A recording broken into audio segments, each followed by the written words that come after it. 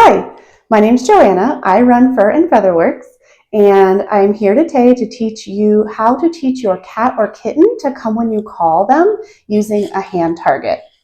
It is an awesome idea to teach your cat or kitten to come when you call them because this means you don't have to search your house anymore for a missing cat for half an hour and then find that they've been watching you search for them the whole time. You can just call them and they'll show up. This is Martini. Here he is. He is about 8 weeks old. He has learned what a clicker means, but this is the first behavior that he's going to be learning aside from just making the association with the clicker.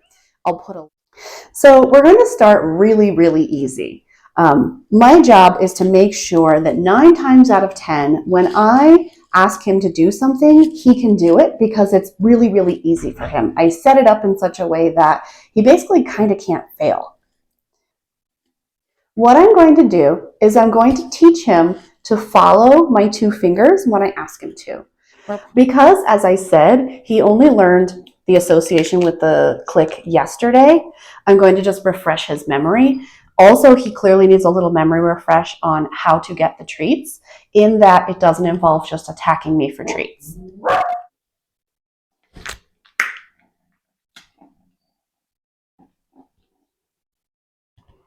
So I'm just going to remind him, A, what that noise means. It means a treat is coming. And B, that noise doesn't actually happen if you're actively trying to force the food out of my hands, because manners are important. And if he spends all of our training session trying to force the food out of my hands, our training sessions are not going to go very well. So my goal is to just click when he is not trying to attack me for the treats. And if that means it's a pretty frequent rate of reinforcement before he has a chance to jump up on me, so be it. That's totally fine. There you go. It's right there.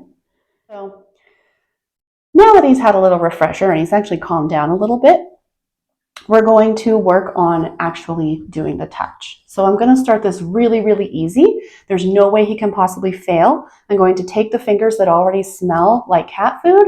I'm going to place them about 2 inches in front of his nose. I'm going to ask him to touch. I'm going to wait for him to investigate them. He's just going to smell them because they smell good. And then I'm going to click at the moment that I feel his little whiskers touch my fingers. So it looks like this. You need to turn him around so you can see. Teeny touch.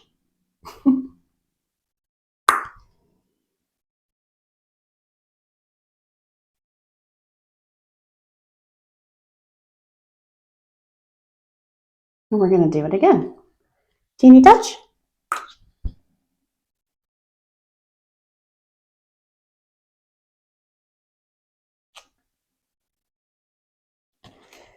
Teeny touch.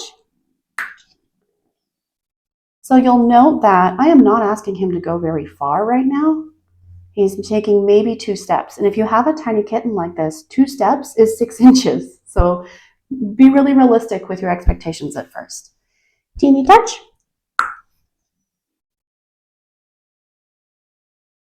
And at first, he is absolutely just following my fingers because they smell like cat food. He's not actually doing a learned behavior yet. Teeny touch. But here's what we're going to do. We've done a few repetitions of him just really following my fingers because they smell like cat food. Been licking them. So now we're going to pull a fast one on him. Now I'm going to switch hands. This hand doesn't have any cat food on it yet. So we're going to see if he can understand the concept. If not, no worries. We'll go back to using the other hand. Teeny touch.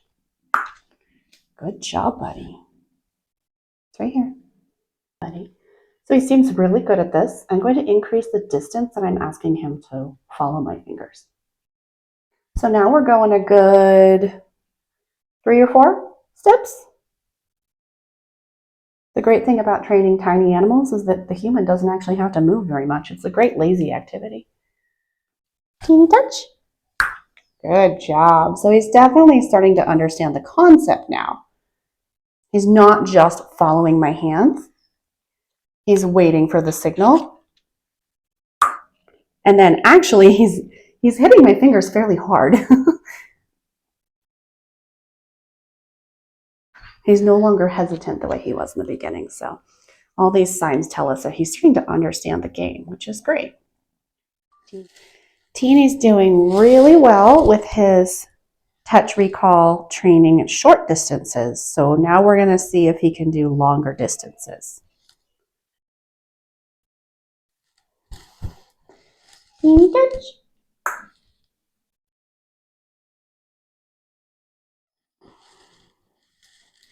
He's been doing really well with a little more distance. So now I'm going to add just a little bit of distraction.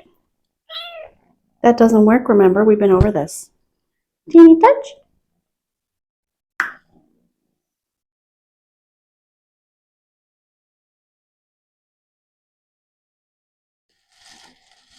I'm going to toss a little toy. Teeny touch. So again, I'm trying to set it up so that this is not actually hard for him. What I want him to understand is, yeah, that toy was exciting, and if you hear that word, look for the fingers. Ooh, that's a fun feather. Look at that feather. Oh, that's exciting. Teeny touch. So this is too hard for him. He's not seeing my fingers. Oh, never mind. Make a liar out of me, buddy.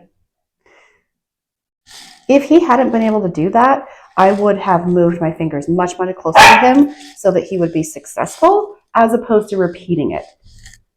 The problem is not that he didn't hear me. He heard me. The problem was that what I asked him to do was just too hard. So I'm going to make it a little easier because what I do not want him to learn is to hear that word and then ignore it because he can't do it anyway. I don't want to turn myself into white noise. That's what I'm trying to avoid. Good, buddy. Okay. Teeny touch. Good job, bud. Yeah, that's very good. You're such a clever little kitty. Teeny touch.